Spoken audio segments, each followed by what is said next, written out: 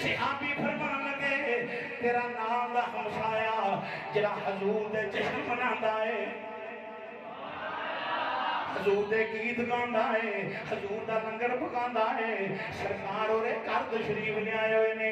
اس پتہ یہودن کی کہنے لگی میں تواڈے آقا نال کوئی گل کراں، سرکار جواب دیں گے کہ نہیں؟ صحابی رسول فرمان لگے ساڈے آقا دے در تو کدی کوئی خالی گیا ہی نہیں۔ لکم دینکم واتممت علیکم نعمتی ورضیت لکم الاسلام دینا۔ نعمتاں تمام ہو گئیاں نے، دین مکمل ہو گیا ہے، نعمتاں تمام ہو گئیاں نے، ساری نعمتاں رب نے حبیب کی چوری اندر پا کے فرما دیتا انا اعطیناک الکوثر۔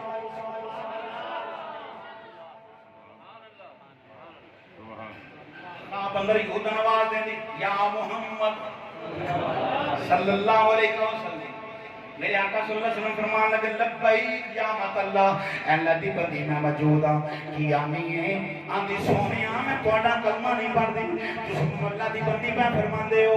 فرمایا تیری گل ہے، میرا علم نبوت ہوئی گل کہندا ہے تو انہیں میرا کلمہ پڑھنے والی ہے۔ عرض کی تھی سونیا دیر کاری کلمہ پڑھاؤ۔ آقا دو عالم علیہ السلام نے خواب اندر کلمہ پڑھایا، کنوں؟ جنہیں آنکھیں کام بڑا چنگا ہے۔ کلمہ پڑھایا آقا دو عالم علیہ السلام نے۔ صبح یہودن اٹھئے اپنا سامان بھی علیحدہ کر دیے، میں مسلمان ہو چکی ہوں، میرا خانہ یہودی ہے، میرا اور گزارا نہیں ہونا، وسیبہ نہیں ہونا، اسی کٹھے نہیں رہ سکتے۔ یہودی اور مسلمان دا کٹ کی بھی ہو سکتا ہے، ہو ہی نہیں سکتا۔ امام الانبیاء علیہ السلام دے غلاموں ہویا کیے یہودی آکھن لگا نی کتھے چلی گے؟ آکھن لگی تو ہو رہے میں ہو رہا، پر دس کھانا کیوں پہ پکانا ہے؟ وہ یہودی کھانا پہ پکانا سی، کہنے لگا میں کھانا اس واسطے پہ پکانا ماں تو رات دی کلمہ پڑھ کے امام الانبیاء علیہ السلام نو من بیٹھی ہیں۔ آنکھن لگی حیران ہو کے پوچھ دیئے وے میں کلمہ خواب اندر پڑھے ہیں تینوں کنے دسے ہیں؟